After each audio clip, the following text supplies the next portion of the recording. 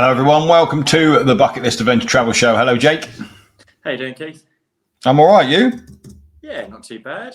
Not too bad at all. Sun shining. Yeah, it's not shining where I am. Let's go again. Yeah, no, it's pouring down with rain in North Devon at the minute. So, well, it's about time. Yeah, we had some shocking weather here last week. Yeah. So anyway, did you have a good Easter? Yeah, very nice Easter. Thank you. Yeah. Spent some time on the beach, which is quite nice. One of the perks of being in Devon, I suppose. So yeah, it's worse places. Worse places to be. Although, yeah. Anyway, so today we are going to be talking about altitude. Yes, all things altitude. All things altitude. So hello, everyone who has joined us on the live. Give us a quick hello in the comments so we know that you're there. And we're going to just literally answer any questions that anybody has on altitude, the effects of altitude, what you can do to help with altitude, all of those things we're going to kind of cover off today. So where should we start, Jake? Well, I think a lot of people want to know on our trips when they sign up, especially to your base camps and your tube cows and things like that. Altitude is something that gets thrown around, gets mentioned quite a lot. I think a lot of people are going to want to know, first of all, maybe what the effects of altitude are, and maybe secondly, how they can train in a way that's going to ease their process through that. Because I think one of the things that we say on our trips is altitude shouldn't be something really to be afraid of. Everybody's going to get what we call acclimatization sickness, if you like, but in the loose sense of the word. You might get a little bit headachy, a little bit more tired. Everybody is going to feel the effects of being at altitude. Very rarely are people going to start coming down with altitude sickness, and we'll kind of go a little bit more into what the signs and symptoms are of that later on. So on our trips, we always include acclimatization days. We make sure that people get enough time to rest and all that sort of stuff. So yeah, maybe just a little bit into the training and what is altitude and what can it do. Yeah, I think firstly, it's very difficult to train for altitude in the UK. The highest mountain, Ben Nevis in the UK, is 5 times smaller than 4 and a bit times smaller than Kilimanjaro. So you're going to have no effect of going and trying to train at altitude in the UK. It just doesn't happen. So I think for a lot of people, they are concerned when they go onto a trip where they're going, it's the highest they've ever been, for example. So, my advice to people sometimes is, well, why don't you start off with a trip like Mount Toubkal to 4,200 meters, see how your body reacts when you're at that altitude, before maybe signing up for a Kilimanjaro or an Everest base camp. I mean, we did I did a really good podcast with the Altitude Centre in London a few months ago. And, if anyone's got any thoughts about or concerns about altitude, then that's a really good one to go and listen to. Yeah. And I'm sure in a second, Tom's going to jump straight on and add that one into the comments. He's been stretching and getting ready. There, he's finding it as we speak. And obviously, the Altitude Centre is really good in the fact that they can go and hook you up to a piece of equipment, and they can sort of test how your body will react at like 5,000 meters. So for, I think it's about £200, you can go to the Altitude Centre. They can hook you up to one of these machines. They can put you at anything between 4,000 and 5,000 meters and see how your body's going to react. Now, obviously, you are then gaining altitude very quickly, which is not what we do on any of our trips. So you're always going to start off much lower. And like you said, acclimatize all the way up through to get to the end goal. And I think, it's the word altitude sickness is always bandied around loads and loads. And people say, oh, I've got altitude sickness. And that's not actually the case. The 990 times out of 99 times out of 1,000, they're going to have what we would class as effects of being at altitude. And that's a completely different thing to altitude sickness. And I think people are scared of it because they've read that, if you get altitude sickness, you have to turn around and come back down again. And many people will think, oh, I've got these symptoms, I've got altitude sickness, I'm not going to tell the guides because I don't want them to turn me around and go back down again. Well, I think that's a really good point. Are you able to name some of the symptoms that we commonly come into on trips? And then maybe we can talk through, Yeah, I mean, and how that can be linked to other areas, because there are some overlaps. I mean, so for example, like if you are on one of our Machu Picchu treks, you're going to fly to Cusco and you're flying from Lima at 0 at sea level, and then within an hour you're going to land at like 3,400 meters. Now, when you get off that aeroplane at 3,400 meters, you are going to have effects of being at altitude. So you're going to be shortness of breath, you're going to have a headache, you might feel lightheaded. That's not you having altitude sickness, that's you just having an effect of being at altitude. And that same thing happens like if you go skiing for the first time. You jump on a ski lift, you go up 1,500 meters, and when you get there, you're like, oh my God, I'm struggling to breathe a little bit here. The air's a little bit thinner. Like, that's just an effect of being at altitude. And people are always going to get those. And effects of being at altitude could be things like shortness of breath, dizziness, feeling nauseous, having a lack of appetite. Those are all effects of being at altitude. I mean, they're also some of the effects of altitude sickness. So that's why people kind of get them a little bit confused. But 9 times out of 10, it's going to be an effect of being at altitude as opposed to a altitude sickness. Yeah, I think the other one that we come into quite a lot, and it does come into, so part of our briefings and things like that were all about, how we can make people's journey more enjoyable. And there's certain things that you're going to want to do, like drinking loads of water. So drinking loads of water is going to help you when you're at those high altitudes. The air is naturally quite dry when you get up to places like Kilimanjaro, Everest Base Camp. So that's going to dry your mouth out. You're going to get dehydrated quicker. And what a lot of people will come to me over the course of a base camp trip is they'll say, I've got a pounding headache, I don't feel very well, I think I'm coming down with altitude sickness. And my first question usually is, well, how much water have you had to drink? And when they turn around and said, I've had a cup of water over the last 4 days, then you go, okay, well, it's probably going to be that you're dehydrated. At those altitudes, we tend to recommend that you're around the 4 or 5 litre a day mark, just in terms of water. That's not including your teas and coffees. So you are going to be exerting yourself more. Tea and coffee to start with a diuretic. So that's actually going to dehydrate you in the first instance. So yeah, that's kind of where we start off. I think the common symptoms of being at altitude, as you said, are a little bit of a headache, shortness of breath, all of that, along those lines. But what you should be noticing, and this is what we look for on our trips, is that when you wake up the following morning, you should be feeling a lot better than when you came in the night before. And that shows that your body is naturally acclimatizing. We also, on all of our trips, we go out on acclimatization hikes during our rest days. We say rest days in the loosest sense because we do go out and we experience more of the culture. We go and take nearby, stretch the legs, go for a nearby hike. And that's something that we find makes a massive difference in terms of acclimatization. So you're going to gain a few hundred meters, come back down. It reminds me of the old climb high, sleep low phrase, isn't it?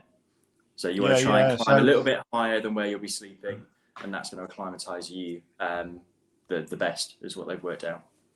So on a Everest Base Camp trek, for example, you kind of naturally do that.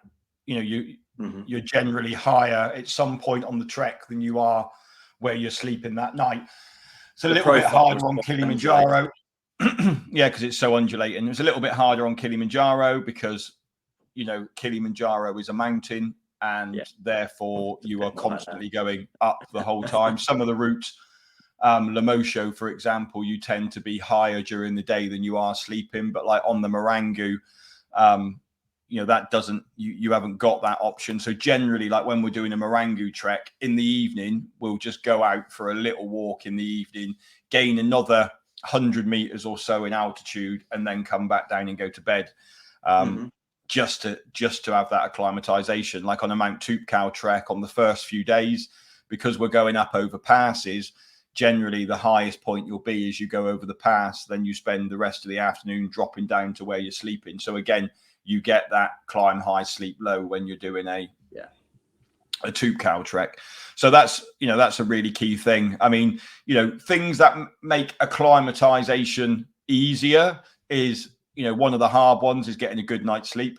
Sometimes that's really difficult when you're on a trip, but that's being well rested is one way of helping with your acclimatization. Like you say, drinking plenty, staying properly hydrated, making sure you're having enough food. And like I said, for me, like I suffer with a lack of appetite when I'm on treks. It's probably I was about to bring that up. Yeah, I think this is something that a lot of people are quite surprised about. Is suddenly they'll get, they'll go on the Everest base camps, the Kilimanjaros, they'll get to a certain altitude, and suddenly they'll lose their appetite. They're really struggling to eat.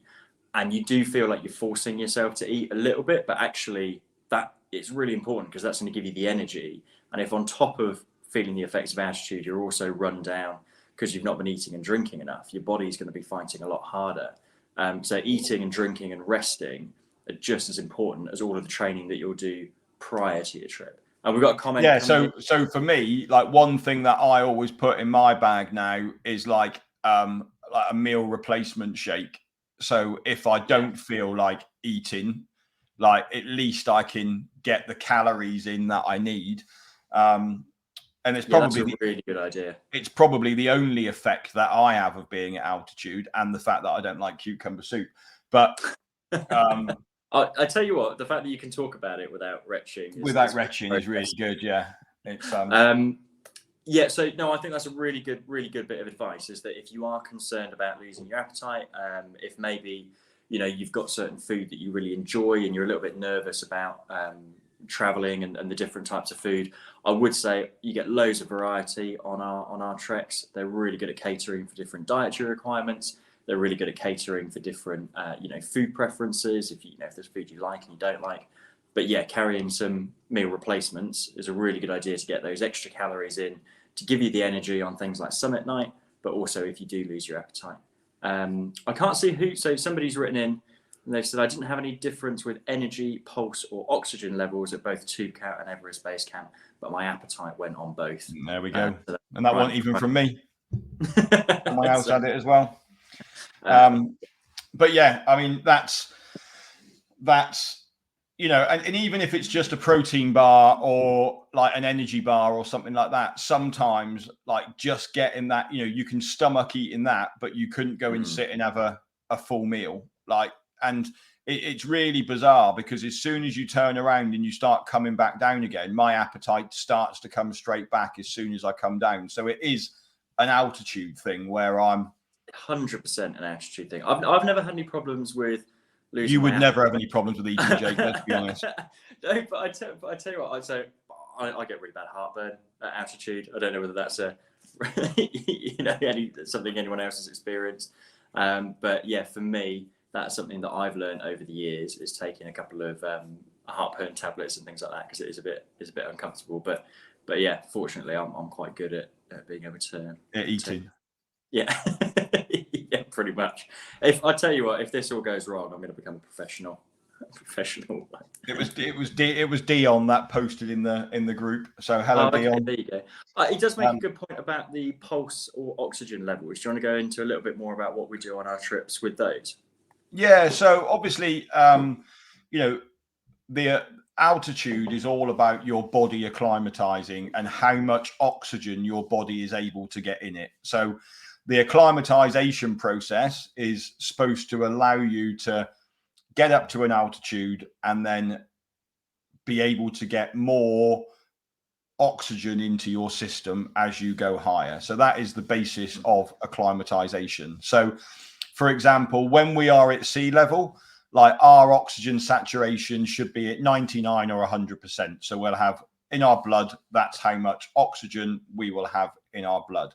Now, if we think back to the C word a few years ago, if your oxygen saturation was going below 96%, that was you then supposed to have gone into hospital. Like obviously when we are on a mountain, we are seeing oxygen saturation rates in the 70s, sometimes in the 60s. Obviously with Richard the other day, his, when he was feeling bad, his oxygen saturation was in the high 50s. So that kind of shows you like where we were during the sea time and how much oxygen, you should have in your blood compared to what it's like on a mountain or at altitude. So what we are looking for is, we understand that your oxygen saturation level is going to be less than 100% when we are trekking.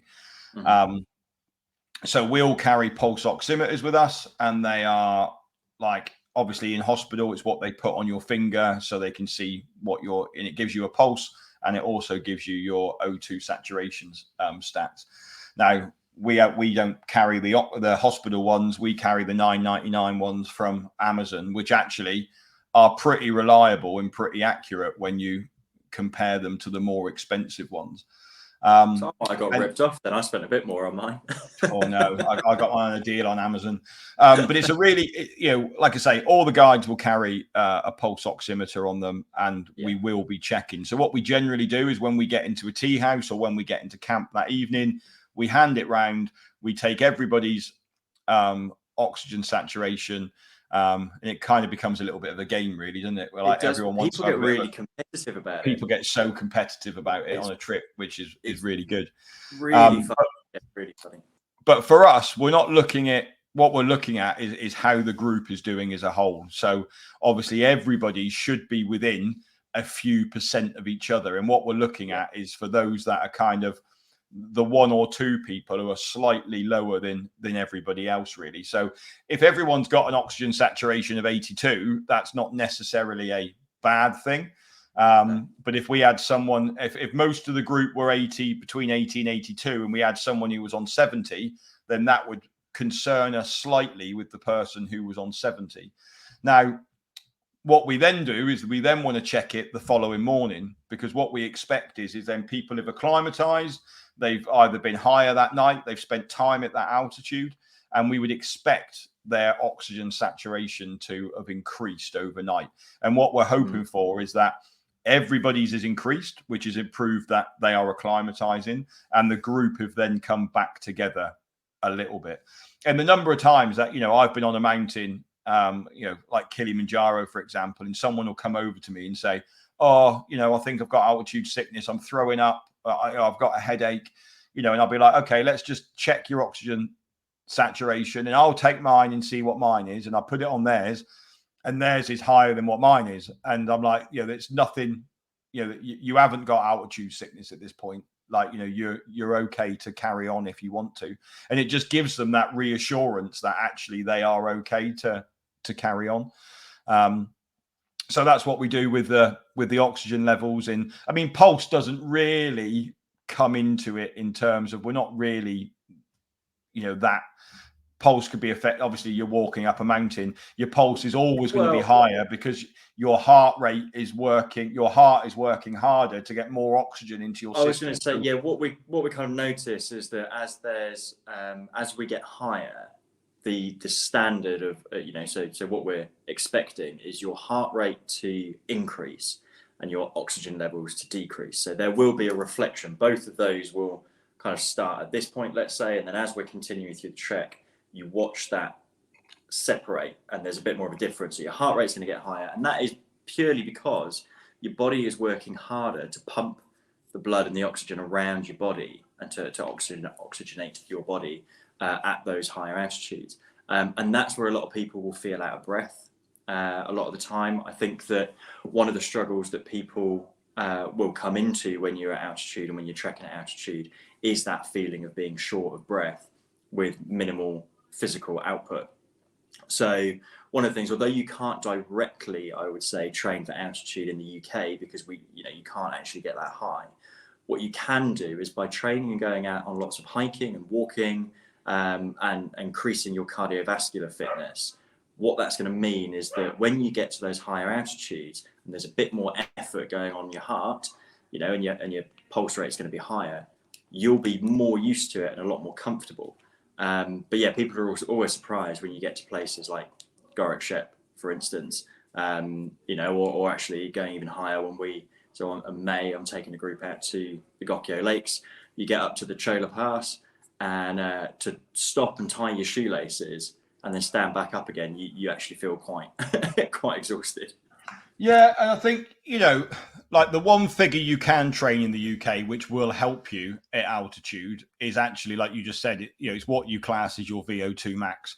And Yeah. if you've got a smart watch of any kind, a Garmin or anything like that, you can train your VO2 max, and that's the figure that you want to see increasing before you go out. And then at that point, your body works well with oxygen. So, excuse me, you look at a VO2 max of a cyclist or a marathon runner or something like that, and they will have a very, very high, strong VO2 max.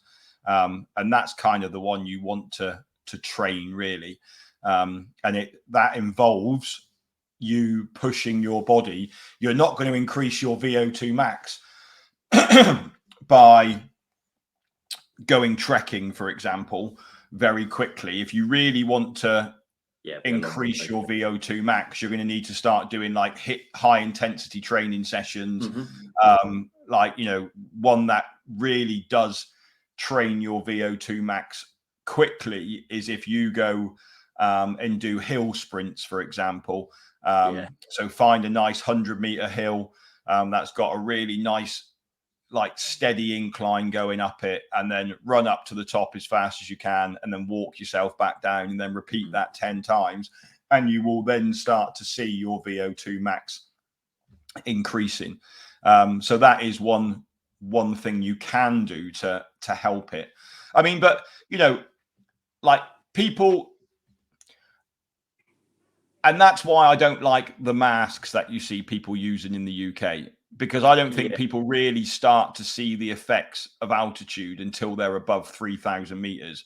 And those masks that you see people walking around in will actually put your body at 3,000 meters. So I think for the majority of people, like you wouldn't even feel any effect until you get past 3,000 meters. Yeah. So I've not used the masks in my training before I go to altitude. It's not something that I've used. I know people who have, and I don't know enough about them to comment really. But the feedback that I've had is that some people have said that when they've gone to altitude after training with those masks, it's nothing like it. It didn't really simulate it in the way that they thought it was going to. I mean, it will increase the difficulty of your workout, and you will be short of breath quicker because it's going to reduce the amount of oxygen. I suppose it might get you more comfortable with, not being able to take a full breath or feel like you can take a full breath. But yeah, it's not something that I've ever recommended. So for example, let's look at Machu Picchu treks. So for Machu Picchu, on the Inca Trail, you go to about 4,200. On the Lares trek, you go to about 4,400. And on the Salcantay trek, you go to 4,600. Then you drop down to go to Machu Picchu. So you've gone from 3,400 meters in Cusco up to either 4,244 or 4,6 on the way to Machu Picchu. And then you come right back down again to below 3,000, 2,800 to Machu Picchu.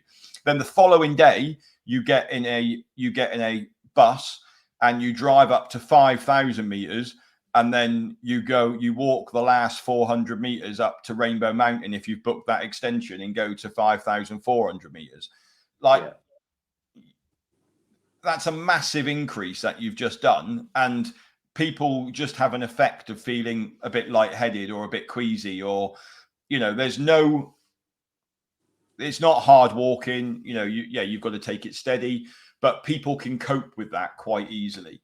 Same thing on, when I was in Chile on the Chile and Easter Island trip, we went and climbed up to 5,400 meters. And, we went from like 3,000 meters and drove all the way up to 5,000 meters, and then walked the final couple hundred meters to the top of this mountain. This was was that the Atacama? Yeah, in the Atacama. We gained 2,000 meters in, but then it was for a very short period of time. We got to the top. Everyone felt a little bit lightheaded and queasy. And then we turned down, walked back down. and then everyone felt fine again. So, no one had altitude sickness. They had a few effects of being at altitude. So training in one of those masks is going to have no benefit to you at that point because, it was just too quick to do it in. And you look stupid wearing one training in the UK. So I think one of the nice things about our trips then, so for people who are nervous about going to altitude, for people who, have read a lot on the internet, read a lot online, and, and it can come across as quite scary sometimes when you hear about these worst case scenarios. I think one of the nice things is that on our trips, you will always be with somebody who will be testing your oxygen levels, twice a day when you're on a trek. You've got someone who you can talk to who's been to altitude before. They're able to sort of give you all of the tips, all of the tricks beforehand, and really sort of put you at ease. Because I know that one of the things that actually I really appreciated when I went for the first time to altitude with you was that when I was overthinking things, I was going, I've got a headache, I'm feeling a bit short of breath, I'm feeling this, worst case scenario. And you go, no, it's fine, just have a pint of water. It makes a big difference having that support, because I think there to look after you and go, no, it's all right, this is what you're going through, it's completely normal. And then they'll also know if it isn't normal and then how to cope with that as well. So they're not just saying it to put you at ease, and not really thinking into it. They are watching you, monitoring you, or that's what we do on our trips. So I think the biggest thing that most people find difficult is going slowly, and that is what's going to help you acclimatize the most. Like you go to Kilimanjaro, the phrase "pole pole," slowly is bandied around all the time. And the thing that a lot of people struggle with is the fact that you do have to walk so slow. Now, we're not doing that to, just slow the group down or whatever.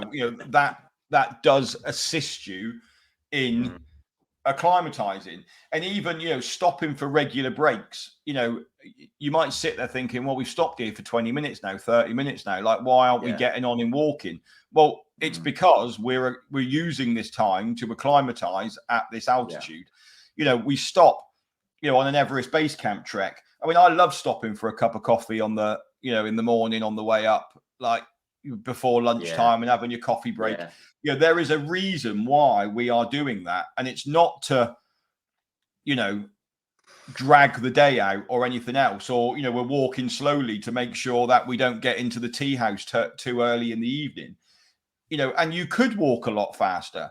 Like, there's so many people who go, oh God, this is so slowly. And then you get to like summit night on Kilimanjaro, where you are literally 1 foot very slowly in front of the other. And there is a reason why we do that. And that's not because we want to make sure we get to the top for sunrise and we're not there too early and we're keeping the group slowed down. It is to get you there in general. And then people kind of, once they do that. I love Whitey's story. So he always tells this story of, so Whitey is one of our guides in Tanzania. What's he on now? Over 200 summits? No, more than that. More than that. Yeah, maybe way more. Okay, way more. Yeah, I completely sold him then. It's double. But yeah, he's on a lot anyway. So he comes out with us, does Kilimanjaro. One of the stories that he tells is there were these 2 guys on one of the trips. And we get this every time. If we're doing a trek briefing before we head out, we're checking people's kit if they want us to, sort of going through the plan of the day and plan of the trip. And we'll demonstrate the pace or he will demonstrate the pace that you'll be walking out on summit night. And we always get people laughing and joking. And bearing in mind, he's like 6'8" as well, or whatever he is. So like, he has a very long stride when he wants to. Incredibly long stride. But yeah, he'll be shuffling along and everyone's laughing, thinking he's joking. And I remember we had these 2 guys who were ex-military, and they were going, no, we used to going quite quick. I don't think we'll be able to walk that slow. It's going to throw us out.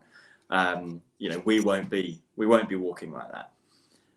And sure enough, you get to summit night and they're practically crawling on their hands and knees to get to they're so tired. And a lot of that comes down to, while everyone else was going nice and slowly, taking it really easily, they were trying to rush ahead and be the first, and that had a real knock-on impact. So some of the phone calls that we've had. I had an ex-Marine before where we were on Killy. Like, he was at the front all the time. Like, he was waiting for ages for the rest of the group to catch up. Like, he kind of didn't take the advice that was given to him. You know, I've done this before. And then I remember I went to turn it. Hi, Ben. Ben's just sent me a message. Hi, Ben. How are you? I was about to say hi to one of our Nepalese guides. He's just popped in as well. Oh, great. So, yeah, he was, you know, and I remember, like, we were on the way up and I had a shout on the radio and Whitey called me back and I was like, okay, yeah, he's got to go down. Like, he cannot continue any further. And then I remember we were all on the summit and the radio crackled again and said, we're coming up. And I'm like, what do you mean they're coming up? Like, he's like, and literally, like, he would not let them take him down. He was like, I'm going to the top. I'm going to the top. And he had a guide either side of him. And he got to the top. And I've never seen anyone get to the top quite looking like that. But the surprise for me was, so we literally got him to the top, took his photo, turned him around, and they started running him back down. And within 100 meters, he was walking by himself again. And by the time we got down to Gilman's Point, he literally looked like a completely different man. Yeah. Like, it was literally like that. But he said, I have never, ever had anything hit me. Like, it was like, he said, it was like being hit by a double-decker bus. 1 minute I was all right, next minute, boom. And it was because he hadn't allowed his body the time to acclimatize. He kind of rushed it. And I had another conversation with somebody who did Everest Base Camp, and they went and did it by themselves with no guide, carried all their own kit. And, you know, some of the days on EBC are quite short days. You know, you could combine 2 days together quite quick, you know, quite easily. You could, yeah. And that's what he did was, you know, he kind of like just walked on at a pace, felt okay, went, well, I'm not going to stop here for the night. I'll move on to the next settlement or I'll move on to the next village. And then he kept doing that. And eventually, you know, he said, I got up to Loboshay and, you know, I was really ill, like properly ill, because he had done it so quickly. It's same as Kilimanjaro. Like, we always add the extra day on to every single Kilimanjaro trek to give us that extra acclimatization day. If you look at the Marangu route on a 5-day has a 40% success rate. It has a 79% success rate on a 6-day. And we had a 96% success rate on our 6-day for last year. So, you know, by taking that time to acclimatize properly and going slowly, and generally we are always the last ones to get into camp. Like, if you look at all the other groups, like, that, you know, they'll all come past us during the day, same as on summit night. You know, we'll be going super slow. We'll have groups, they'll leave after us, they'll overtake us, and then within an hour or two, they're all coming back down the mountain because they're feeling rough. And you know, and I think it's one thing that I love about the way we do Kilimanjaro is to have so many guides on the mountain, the fact and you know, porters who will come up with the group that were literally almost on a 1-to-1 basis on summit night. So it doesn't matter what pace you want to go.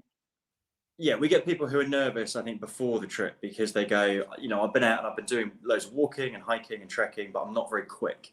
And that is one of the questions that I do get from people. And one of the concerns is that they are worried that they're not going to be able to keep up with the rest of the group. Now, what they find is that, especially with altitude, you are going to be walking at a slower pace, as we've discussed. So actually, everybody's on a level playing field anyway. And the pace that they're walking at, they might consider slow, but is actually going to be perfect for an altitude pace. But the other one is that even if they are much, much slower than the rest of the group, what you'll find is, because, especially with Kilimanjaro, all of the guides that we use, they love it. I mean, they absolutely love it. And Whitey almost has to, you know, really argue with people to try and get them to stay and sort out some of the kit because everybody wants to come to the top with us. And as he said, that's almost a 1-to-1 ratio, which means if we need to, within reason, we'll sort of break into little smaller groups and there'll be a bit of management. I mean, we keep everyone together as much as we can, but then we'll regroup at a break point. So you've always got a support network around you. You've always got people who are helping. and then we all go up to the summit. So yeah, but it's like, it's the same on Everest Base Camp, isn't it? Like Kitap loves being at the back. Like one of our, and everyone loves having Kitap at the back because they just spend their time laughing and joking with Kitap. Mm-hmm. And ultimately, it doesn't matter what time you get into camp. Like, that's the whole thing. Like, you're all going to the same place. Like, it makes no difference to us whether there's 2 hours apart or 50 minutes apart. Like, it makes no difference whatsoever. And one of us will generally be at the back, one of the guides. There's always somebody. And, people sometimes go, oh, I feel a bit tired today. I'm going to go and walk at the back with everybody else. And actually, all they're doing is helping their acclimatization process by actually going slowly with those that are at the back. I love this. So we've got Leona Carson. Having been at altitude twice, Kilimanjaro and Island Peak, I found slowly wins the race. Plus, it's nice to take the time to absorb your surroundings. Kitap Tamang was absolutely amazing. Yeah, we know that with Kitap. We love Kitap. But actually, there you go. People who have been twice now, Kilimanjaro, Island Peak, obviously stepping it up every time. She went to Everest Base Camp as well, because she did Everest Base Camp and Island Peak. So But I think that's what we sort of mentioned at the beginning, is that you can do it in stages. You don't there's nothing wrong with jumping in, setting your sights high and going straight into an Island Peak. That's fine. But if you are a little bit more nervous and you want to come and do like a 9-day tube cow, 8-day tube cow, that type of thing, then that's fine as well. And you can build up from there, sort of test the waters. But yeah, slowly, that's an experience thing. And the guides. I think a lot of it is the unknown, in terms of you're worried. Like, I remember my first time on Kilimanjaro. I remember my first Everest Base Camp trek. Like, now you know exactly what's around the next corner. You know when the next hard bit's coming. Where when you're doing that for the first time, you haven't got a clue. It's all new to you, and you've got all these feelings and whatever. But that, I think that's more of the effect. But everything gets put down to altitude. That's the thing with it, is it's not generally altitude. I mean, one final thing before we end up, that I want to just quickly discuss is Diamox. Yeah, absolutely. And obviously, there is a tablet that you can take, which is called Diamox. You may have heard it. You would need to go to a travel clinic. You used to go and get it from your doctors, but doctors generally won't prescribe it to you anymore because of A, you can't get a doctor's appointment, and B, they don't really know enough about it. I personally don't take Diamox. We carry Diamox in our first aid kits, and Diamox is a preventative, not a cure. So you can't have it in your bag and think, well, actually, I feel a bit rough, I'm going to start taking Diamox now. So if you take Diamox with you, you need to start taking it at the start of your trek, and it basically aids the ability to acclimatize. So what it actually does is increases your heart rate, means you take more oxygen in, which then gives more oxygen in, and it's just that process going around. Now, you would need to go and speak to somebody, a pharmacist, about it. So when you're going into your travel clinic to get your vaccinations, if you are doing an altitude trek, it might be a conversation you want to have. There is a blog post, Tom, on should I take Diamox, if you want to just put a link to that one in here so people can find it. But people say to me, should I take Diamox? And obviously I can't say yes or no, because we're not medical professionals to do so. I mean, I would say to people, if I were them and I was spending all this money on a trek and there was something that potentially could assist me, then why would I not try it? I think maybe what I think to do with Diamox is talk about what, in terms of, you can't recommend really whether you take it or not take it and things like that. And it is going to be a personal decision. But some of these side effects, if you like, of Diamox that are facts is increased urination, maybe tingly fingers, things like that would be some of the downsides. The pros is that it's not going to stop you from getting altitude sickness, but if you were, then it can alleviate the severity of the symptoms. So those are sort of where people end up juggling between the two? Well, it enables you to acclimatize, so it won't stop you from getting it. All it will do is enable you to acclimatize easier than if you weren't taking it. Potentially, is what the science behind it says. I mean, the drug is actually a glaucoma drug, and actually, like Jake was saying, the side effects are tingling in the fingers or the extremities, actually. So fingers, toes, nose, you can all get tingling in. For some people, they find that really uncomfortable. Diamox is a diuretic, so you will be peeing a lot, where obviously we're telling you to drink more, and it's going to make you pee a lot. So you need to be making sure you're drinking even more if you're on Diamox. And people can find they're like up in the night a few times as well. Yeah. So what I always say to people is, if you are taking Diamox, then what you should do is break the tablet in half and have half in the morning, and then you have half in the evening. So you're not getting all of the effect in one go. So certainly don't take one full tablet before you go to bed. No. But that's, again, that is there. It's a possibility. I think probably 50% of people on our trips are taking Diamox when they go and do it.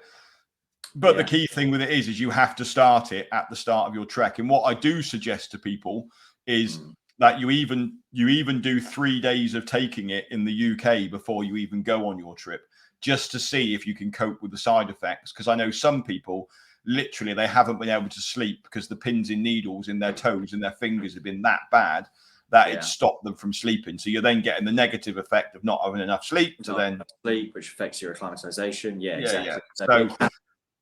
So in that situation, just test it before you go out. And that's with everything. Like, if you're going to be drinking energy drinks, eating energy gels, any stuff like that, before you go on a trek, test them in the UK, because, some energy gels make people feel really sick.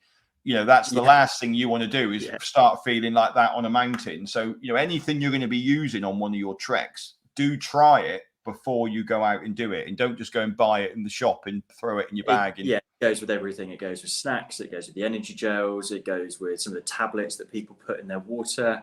It even goes as far as, boots and backpacks and things like that. We do say it quite often, is make sure you've broken your boots in. You're going to be on your feet. You're going to be hiking, not crazy long distances, but, you are going to be hiking every single day. The worst thing that you can get is back pain because your backpack doesn't fit you properly, or big blisters. But, people still turn up in boots that they bought almost at the airport. So, I did test it once. I did take a pair of boots out of the bag and wore them. Which ones were they? Because there is a pair of boots actually that I barely broke in, and they were amazing. I think they were my Sportivas. My Sportivas were. It's like being on the BBC when the kids come in. I did. There's that video, isn't there, with the kid that runs in. Mine, in my case, is a dog. But they were my Evos, or one of those pairs of my Sportivas. Okay. I did test it once, and it was fine. So I didn't have any problems. I think more so, like, nowadays, if you've got, I wouldn't do it with a pair of leather boots, but like a more softer synthetic pair of boots. Like, just putting it out there. Don't risk it. I wouldn't risk it. I just wanted to see what the effect was. Like, I like testing the limits on it. But that's why I like going on trips with you, because I'll be like, go on, you try this, let me know. You try that. I always like to test it out. But I suppose that kind of brings us to an end on our altitude. If there's no other questions coming into, and I mean, Tom's there and put up links to a few of the blog posts on our website and stuff that have taken it into more detail, really. I suppose one of the last things I wanted to do, actually, and we are going back a little bit, but over was it over lockdown or just after that we did the fundraising?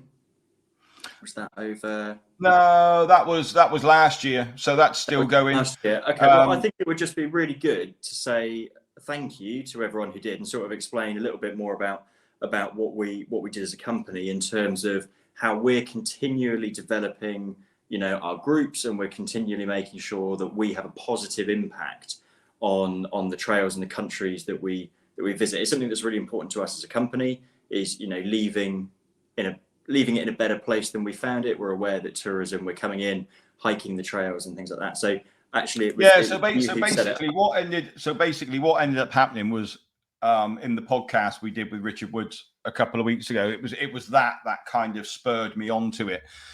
So it was only last October, November that we started this process. And, Richard was in a pretty bad way in a tea house. We couldn't evacuate him out because of the weather. And, although you carry oxygen with you, oxygen soon runs out when you start giving it to people in a mask, and you have to crank the oxygen level up. So once you start, you stop. Once you start, you can't stop. And it's the same on Kilimanjaro. I had the same situation with someone on Kilimanjaro where they needed to be on oxygen, and we ended up having to go and get more bottles. But the problem is if you are in, we can't get people out in the evening. We can't fly a helicopter in. You're not going to be able to walk somebody out of an Everest base camp trek. It's just too far. Whereas on a Kilimanjaro, you pretty much could run them down in not in a few hours. You could run somebody down.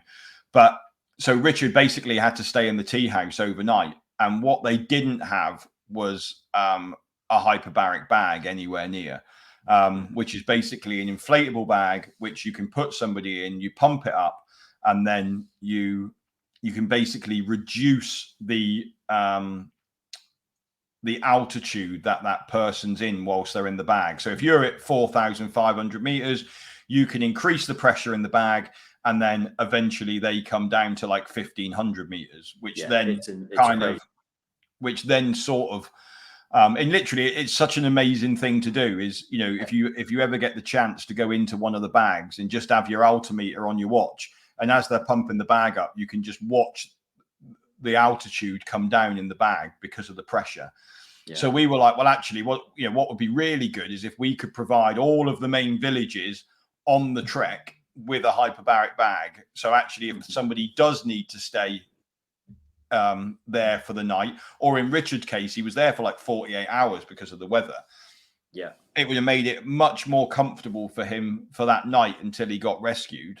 And obviously then once you get rescued or the helicopter comes in, you can get them out of the bag, put them on oxygen, and then they could get in the helicopter on oxygen and make their way down. Because the problem you have is as soon as you put somebody in the bag or you put somebody on oxygen, technically, if you put somebody on pure oxygen, their oxygen saturation would go back to 100%, and it would feel like they were at sea level again. And of course, if you run out of oxygen, all you're then doing is putting them straight back to the altitude that they're at. So they're going to literally be yo-yoing like this, up and down. So the idea is to provide as many of the villages high up as we can with these hyperbaric bags, so we can help them out that way, and hopefully it will make a few people's lives a little bit more comfortable if they are having to wait to be rescued. So that's what we did, and we've raised some money. We've got some way to go because we kind of want to get 3 to go out there.